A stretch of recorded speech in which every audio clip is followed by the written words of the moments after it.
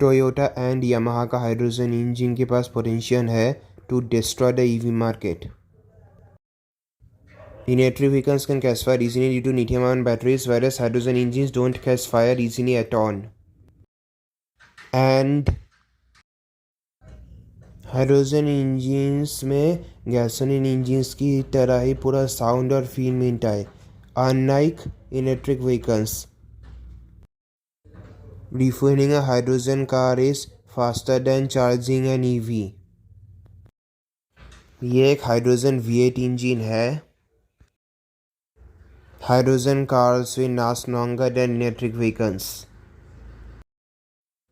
Hydrogen engine को पहली बार BMW ने टेस्ट किया था.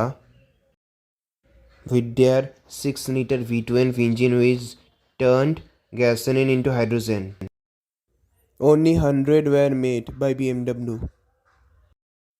Toyota and Yamaha का 5-liter V8 hydrogen engine 455 horse power produce करता है, 398 पाउंड फीट टॉर्क प्रोड्यूस करता है. ये इंजन नेक्सस आरसी कूप में यूज़ होगा. Thanks for watching.